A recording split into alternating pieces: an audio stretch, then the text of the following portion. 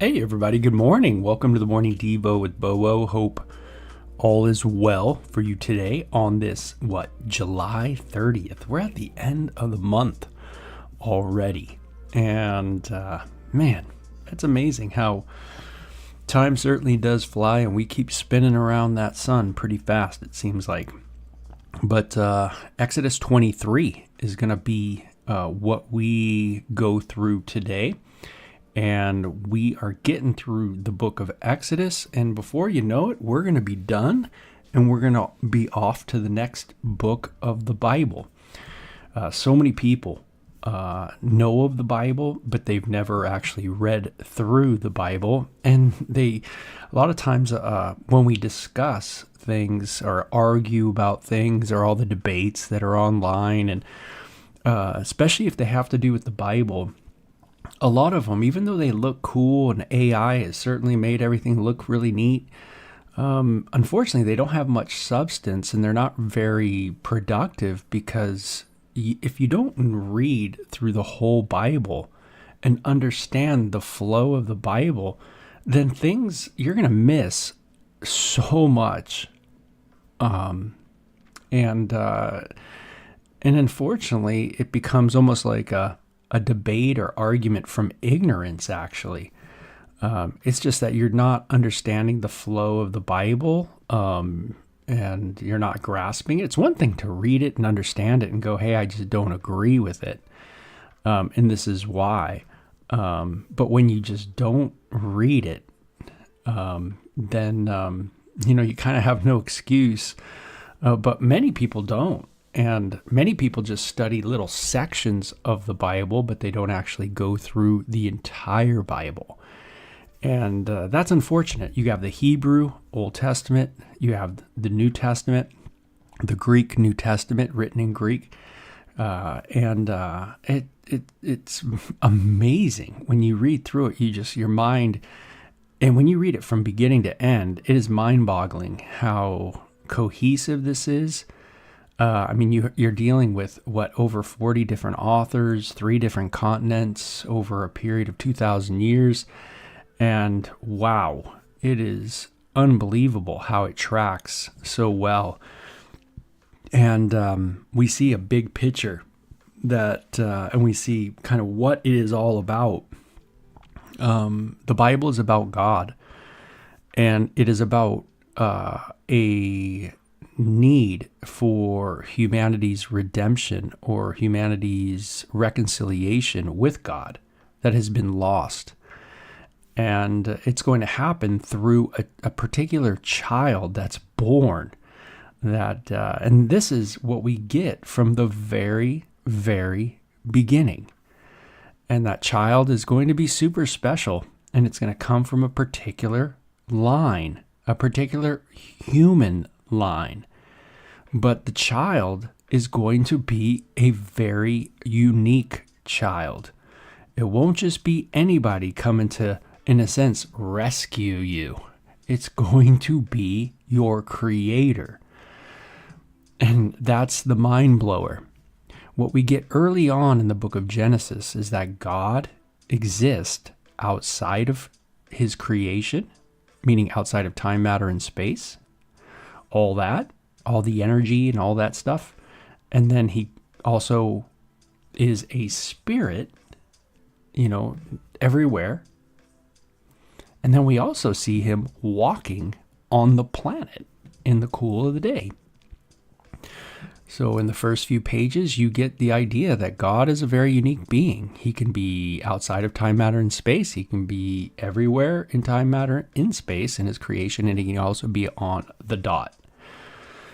And this is just how it goes. The revelation of God continues in this unique way. God is outside of his creation. He's everywhere within his creation. He's also working on the planet, and sometimes in a particular place with a body. And this just keeps going. We just see this continuing through that book of Genesis, even into the book of Exodus. But yet we're dealing not with a person anymore, like God's revelation to a guy named Abraham, Isaac, and Jacob, where there's a God comes in a body and talks to him. But we see that now there's a nation. Israel has become a nation, and God's appearances are, in a sense, clouded with fire and cloud. And so the nation could see.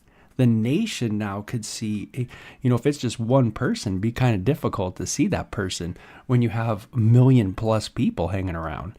I live in a place with about 1 million people, all surrounding areas. Could you imagine if there was just one person that I had to see in the area? Hey, you have to see this person. Well, I ain't gonna see him.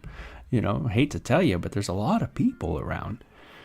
But when it's a giant cloud over a mountain, I could see that.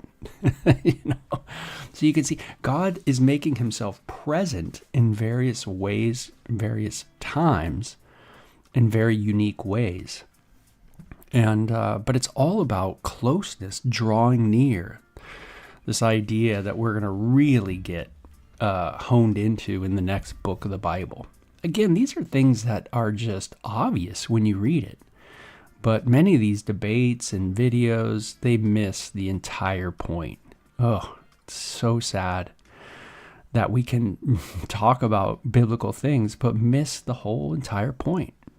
And this really defeats Mormonism and Jehovah's Witnesses and their doctrines, because it just shows how wrong they are. All they got to do is pick up the Bible and start reading, and they'll find that God is very unique, that this child will be the deity in bodily form.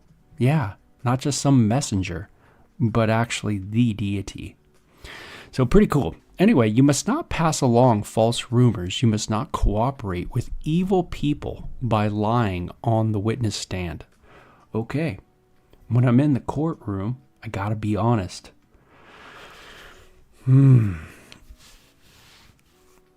This is something that's interesting because it's very relevant to our day. We have a lot of what we call big businesses in our world. And there's a lot of things that go on that are pretty shady. And it would be so crazy to just unpack all the stuff that goes on that's not good. That doesn't have, if you will, like business ethics. Well, regardless, of which company or, what's going on, if, we have, let me just say this, like today we have people that are on the stand, right, in the courtroom. But, the whole thing is, can we be honest, when we're there? Can we just say, yeah, this is what I did? It's kind of interesting to know that God is depicted as a judge. And if I were to stand before the Lord and I had to give an account, would I be honest? Or would I try to, again, sow some fig leaves, to myself to cover up? Would I be okay just to kind of go, yep, this is what I've done? Yep. That's challenging. But it says you must not cooperate with evil people by lying on the witness stand. And you must not follow the crowd in doing wrong. And when you are called to testify in a dispute, do not be swayed by the crowd to twist justice, and do not slant your testimony in favor of a person just because that person is poor. So you see that, there's a real move towards our integrity here. What is my integrity like? My moral integrity. Can I just testify correctly? Can I just be honest in that courtroom? Notice it says, don't follow the crowd. There's no doubt that when Peter wrote his book, 1 Peter, that this was definitely on his mind, this section about don't follow those people that, go and they party and they want you to go with them and party with them. And they think, don't go that route. There's no doubt Peter knew these passages, and he said, man, he just reiterated them. He just said, hey, this is what it says. This is, the instructions. Don't go down that road. And so can I testify correctly? Can I not follow the crowd? Can I not do that to twist justice? Notice it's about twisting what is the right thing to do. Am I fudging the numbers? Am I manipulating the books? Am I kind of, doing those things, It says don't slant that testimony to, just because that person's poor. That person can't, fight back. It's so sad that court cases are predicated on financial things, right? Money. That if you have more money, then you're probably going to be able to do great job in the courtroom. You're going to be able to buy the right lawyers. You're going to be able to see how money drives the system. Isn't that sad? So if you don't have the money, then you're assigned an attorney by the state. Who knows who you're going to get? Is it the person who's kind of on the way out and just wants to get this thing done and move on with their life? Or who knows? But are you going to get proper representation? And that's what the concern is for Israel. And that's what the law is about. It's about showing the wickedness of human beings. The law is there to restrain. It's showing that, man, we are prone to take advantage of people. We are prone to fudge the books. We are prone to go the wrong direction. It says, if you come upon your enemy's ox or donkey that has strayed away, take it back to its owner. If you see that the donkey of someone who hates you has collapsed under its load, do not walk by. Instead, stop and help. Go the extra mile. Right? Does this sound familiar? Yeah, because this is what Jesus is referring to. And the New Testament writers. Why? Because this is the Bible they had. This is the Bible they read. They knew this is what God requires for his people, is to have this kind of integrity. To when, even if our enemy, Ned, just reiterates it to him in the temple. As he says, you will be taught by God in the temple, it says in the book, if I remember, of Isaiah. So, yeah, pretty cool. If you come upon your enemy and, the car breaks down, don't just drive by and, give him a gesture, roll down your window and yell at him. Maybe consider helping. Maybe consider learning how to love your enemies. Something that we really need to learn how to do. Is Christianity filled with loving our enemies? Or do we find ourselves hating people? So instead, stop and help. In a lawsuit, you must not deny justice to the poor. Hey, is money really ruling that court system? Maybe we need to switch it up. Maybe you can't buy your lawyers. If that person's going to have an assigned lawyer by the state, maybe that person's going to need to have an assigned person by the state. Maybe we got to switch it up. Maybe we're going to have to do things a little different. Maybe the way we're doing them is wrong. And maybe this is right. Just maybe. And it says, take no bribes, for a bribe makes you ignore something that you see clearly. Or you clearly see, right? You're taking a bribe. Hey, I'm going to be able to pay this guy $1 million, but they're definitely going to be able to, be on my side and say the things I need them to say, right? Testify the way I need them to testify so I can get out. A bribe makes even a righteous person twist the truth, doesn't it? It makes us twist. Don't notice it says twist the truth. I love that translation, by the way. To twist it. It sounds right. It seems right. But it's a twist. Am I a guy who twists? What's my integrity like? Is it real? Do I really have integrity? Or am I a twister? Just twisting truth. You must not oppress foreigners. You know what it's like to be a foreigner, for you yourselves were once foreigners in the land of Egypt. Second time we see that reiterated, I think. How do you treat the foreigner?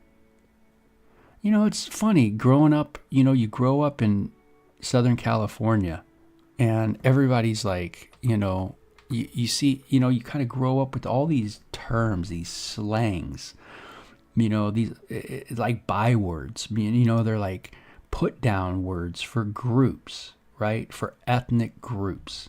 Now, I did hear some for French Canadians actually, but French Canadians wasn't dominant in Southern California. It's not like a giant French Canadian town or area section, if you will. But there are sections, and there is, in a sense, I think California is, I would imagine, is a Latino, state. It's, to me, growing up there, it's mostly Latino. But there was many different bywords that people used, like put downs.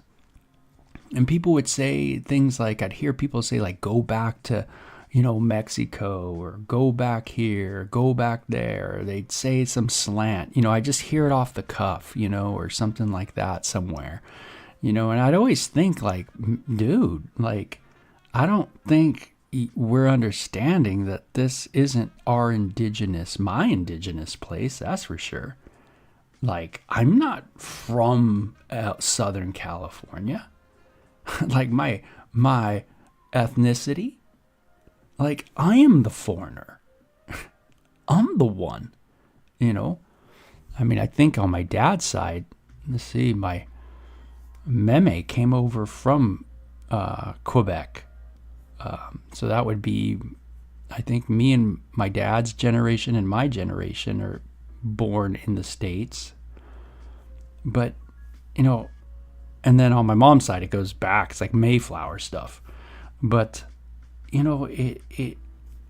I really from the area? I mean, where's my heart in the, foreigner, debates of our world? Where's my heart? Plant and harvest your crops for 6 years, but let the land be renewed and lie uncultivated during the 7th year. Then let the poor among you harvest whatever grows on its own. Leave the rest for the wild animals to eat. The same applies for your vineyards and your olive groves. Hey, you worked that 6 years. 7th, man, let that stuff rest. For you have 6 days each week for your ordinary work, but on the 7th day you must stop working. This gives your ox and your donkey a chance to rest. And it also allows your slaves and the foreigners living among you to be refreshed. It says, pay close attention to all my instructions. You must not call on the name of any other gods. Do not even speak their names. Man, don't be messing around with all the other false deities that are around you. Notice there is a capturing of a special people on the earth that is going to follow the true and living God. The earth has become squirrely in their doctrines. Their understanding of God is distorted already at this time on the planet, during the time of Moses.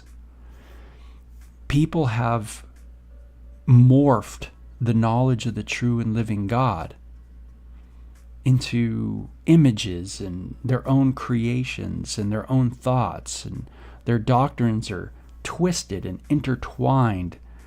In a sense, it's cult groups all over the place, distortions of the true and living God. of what is really true about the deity. And God says, don't go in those directions. Don't even have these words become something common in your, society. That you need to be in the true and living God. And when we are in the church, as a body of believers, we should be focused on the true and living God. And that's who we were worshiping, and understanding who the true and living God is everything. It should be what we are about. People of the book. People learning the Word of God, going through the entire Bible, understanding. Yeah, we're not there for a country club. We're not there just to have great, cool words that we use, and it's like a cool club.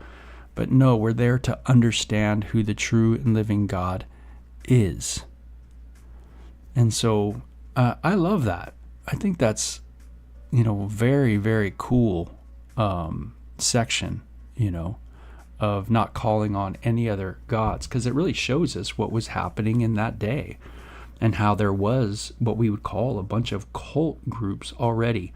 So you think from Shem, Ham, Japheth, from the time of Noah, there is a spread out of people over the earth, and things start getting distorted and distorted and distorted. There's an understanding of the true and living God, meaning all cultures have an understanding of God, worshiping God, offerings. They have, all cultures of this planet have that in them. They have a remnant of somewhat truth, but it's distorted understandings of the flood, etc., etc., etc. But everything's gone distorted. But God is using the Hebrew people to shine what is the true understanding of God. So very cool. So they are to be a pattern to the world, to help the world understand where the world has gone astray. So pretty interesting. Now it says, each year you must celebrate 3 festivals in my honor. First, celebrate the festival of unleavened bread. For 7 days, the bread you eat must be made without yeast. Just as I command you, celebrate the festival annually at the appointed time in early spring in the month of Abib. For that is the anniversary of your departure from Egypt. No one may appear before me without an offering. Second, celebrate the festival of harvest, when you bring me the first crops of your harvest. Finally, celebrate the festival of the final harvest at the end of the harvest season, when you have harvested all the crops from your fields. At these 3 times each year, every man in Israel must appear before the sovereign, the Lord. Woo, there's going to be an accountability every year in Israel. Hey, you know what? During these festivals, 3 times a year, actually, you're going to have to go before the Lord. And you're going to have a little time, with the Almighty, right? And boy, talk about, accountability. That's pretty amazing. So you have 3 times that you're supposed to present yourself before the Lord. And there's to be this kind of, hey, worship culture in Israel, a worshiping culture. God being their king and their, in a sense, governor. And then it says, and I love this, there's kind of an integrity, not just a moral integrity that the chapter talks about, but a kind of a religious integrity, staying committed to, the body, staying committed to the church. How committed am I? Well, I go every now and then, I'm da-da-da-da-da, and da-da-da-da. What is my commitment level like? What is my giving record like? Do I give to the work of the church, my local church, and reaching my community? Am I about the business of that? What is my Christian integrity? Well, I love God, but I'm not a part of a church. I don't give to any church. I don't have any accountability. No, I'm just on my own. Read the book. You got to read the Bible, bro, right? Get back to it, right? In Israel, was there an accountability? Yeah. Was there a religious integrity? Absolutely. Was there a giving that needed to happen? Absolutely. Was there offerings? Absolutely. No difference in Christianity. We need to give our offerings, right? I was just reading the book of Hebrews, the offerings of the fruit of our lips and our worship to the Lord. We are to be serving the Lord in the body of Christ, right? Teaching the word of God, equipping the saints for the work of the ministry, right? Getting the word out, evangelizing the world, right? Sharing the the word of Jesus Christ with the lost, discipling people, baptizing them in the name of the Father, Son, and Holy Spirit. I mean, it goes on and on, right? Partaking of communion, getting together, having koinonia and fellowship. I mean, there's all kinds of stuff. Is that what I'm doing? Or am I just going rogue? Again, you can go rogue, but it's just not biblical. It's not biblical in Moses' day, and it's not biblical in Jesus' day, And so, but we're dealing with the same God, Jesus, Yahweh, yeah,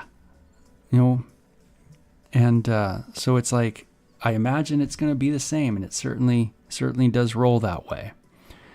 So we see the big principles stay the same: commitment, religious integrity, all that stuff.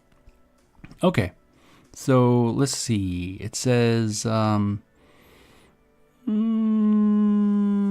let's see, you must not offer the blood of my sacrificial offerings together with any baked goods containing yeast, and do not leave the fat from the festival offerings until the next morning. Man, it's really cool. I like these things. Don't just be all sloppy. Clean. Make sure things are right, done good. And don't be mixing this this religious ceremonial stuff with just common things like yeast. No, there's supposed to be separation to distinguish between what is religiously holy and what is common, what is a common use thing. It says, as your harvest your crops, bring the very best of the first harvest to the house of the Lord your God. You must not cook a young goat in its mother's milk. And so there's some interesting, instructions that are given, right? Bring the very best of your harvest to the house of the Lord your God. Do I bring my best? Do I understand that there's, things that are in a sense special? Am I trivial in my worship to the Lord? Is it just like blah, blah, blah, blah, blah? Or is it, no, this is serious. And our God is to be reverenced because he's holy. And that means he's righteous. And we are not. And so we need to approach him with that kind of reverence. Now, we understand as Christians that, man, we've passed from judgment to life through the wonderful work of Messiah. But do I want to treat the sacrifice of Jesus trivially? There's some strong words in the book of Hebrews for doing that. If you treat this law trivially, there's a consequence. And if you treat the sacrifice of the Messiah trivially, there's some consequences for that too. And so the Lord's going to judge us. And we really grab that in these kind of big pictures of the Bible. And some people go, man, I'm afraid of that. I'm afraid of that. Well, yeah, that's something. It's just, am I going to be honest with God? Or am I going to try to hide? Is my heart to hide from the Lord? Is my heart, or do I have integrity? Integrity is not, it's sometimes mixed up, where sometimes people think integrity is that you have no fault. You're like sinless. That's having integrity. No one on the earth is sinless besides the Messiah. Having integrity is not just doing kind of correct things, doing the right things. But it's the idea of being honest, too, is having an honest approach to your life. That's someone who has integrity. It's like, yeah, I did the wrong thing. Yeah, I smudged the numbers. Yes, I botched this. Yes, I didn't do the right thing. Yes, that was a lab thing. That was done in the lab. Yes, that was this, that was that. And I knew this and I knew that. And da-da. That's having integrity, just saying what really what you knew, what really going on, kind of thing. I think that's a part of integrity. And so, okay, you must not cook a young goat in its mother's milk. Hey, man, treat it good. Not in its mom's milk, man. Come on, And it says, see, I am sending an angel before you to protect you on your journey and lead you safely to the place that I have prepared for you. Pay close attention to him. Interesting. Okay. And obey his instructions. He's going to be able to give you instructions because he's on the planet. Do not rebel against him. He is my representative, and he will not forgive your rebellion. Interesting. But if you are careful to obey him, follow all my instructions, then I will be an enemy to your enemies, and I will oppose those who oppose you. For my angel will go before you and bring you into the land of the Amorites, Hittites, Perizzites, Canaanites, Hivites, and Jebusites, so that you may live there. And I will destroy them completely. You must not worship the gods of these nations, nor serve them in any way or imitate their evil practices. Instead, you must utterly destroy them and smash their sacred pillars. You must serve the Lord, only the Lord your God, and if you do, I will bless you with food and water, and I will protect you from illness. There will be no miscarriages or infertility in your land, and I will give you long, full lives. Man, this is an amazing promise. You follow me, man, I am going to protect you in all ways. The big ways like war, the small ways like pregnancy. I mean, it's going to be unbelievable. Sounds like a paradise. And I will send my terror ahead of you and create panic among all the people of the lands you invade. I will make all your enemies turn and run. I will send terror ahead of you to drive out the Hivites, Canaanites, and Hittites.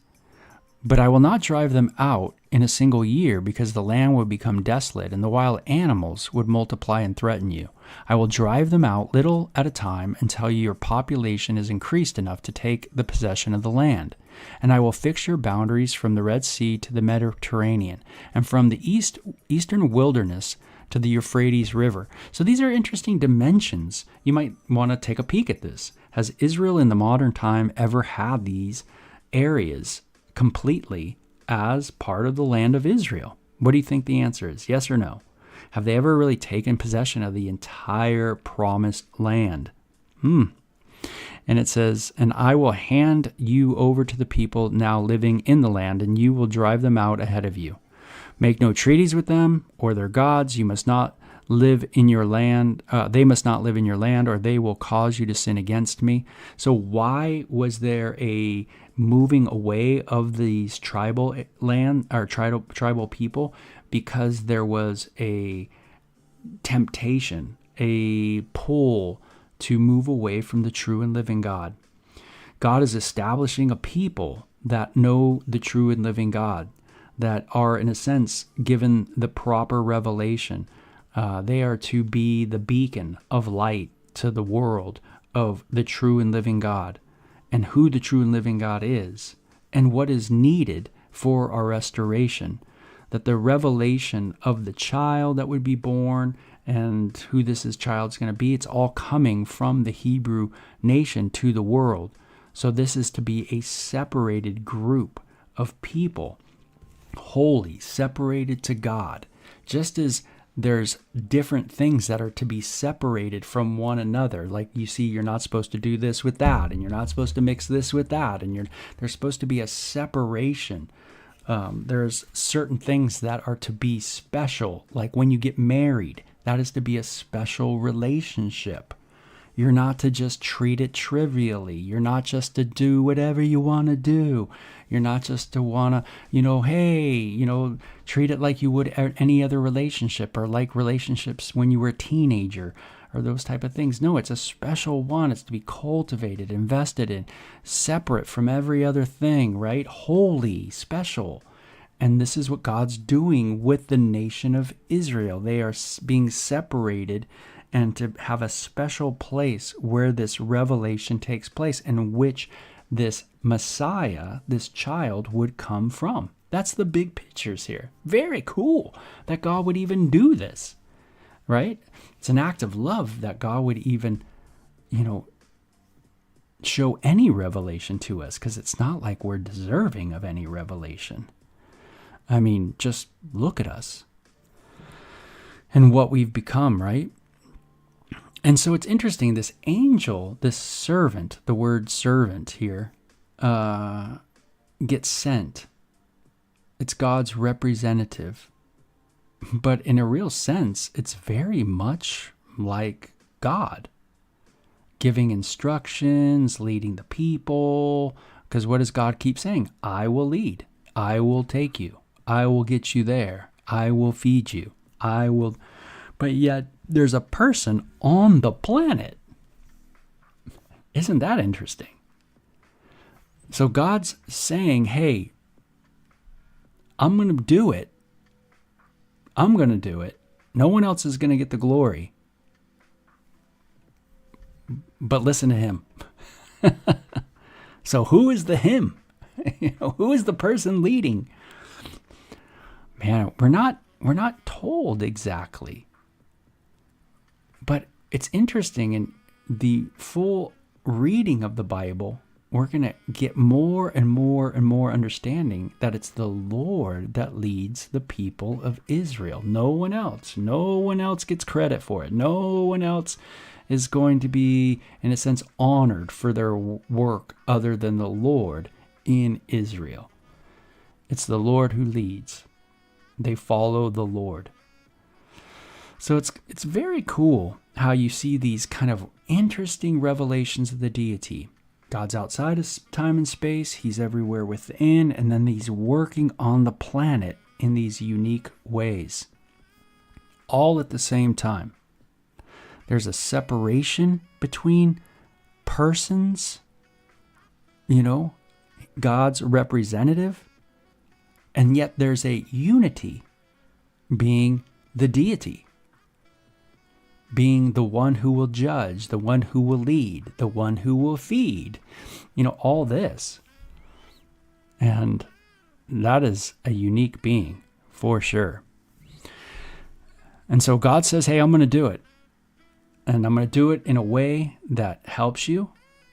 It's not going to be some quick thing. It's going to be something because there's, God is the great navigator. He knows how to navigate properly. He knows the land properly. And so he gives them some, hey, I'm going to take you in, but we're not going to just take this so quick, And this is why. And so very cool. So an integrity in our moral lives, in our court cases and our financial life, there's a lot of integrity here in this chapter. And then there's a lot of integrity just in our, in a sense, religious sense.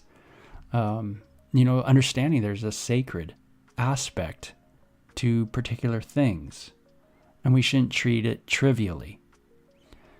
When you're at the church and it's communion, right? Taking communion, you don't go up there and just treat it trivially, right?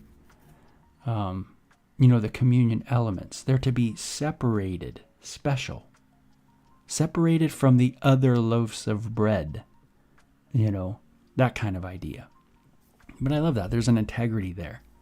Integrity in our worship, too. When we worship the Lord, we are to, be separated for the ministry to which we were called. So very cool stuff, Exodus 23. Now you could see where, we get a lot of our, quote, New Testament stuff from all these principles. You could see where they all stem from. That's right. So, okay. You guys have a great day, and we'll talk to you later, okay? Bye-bye.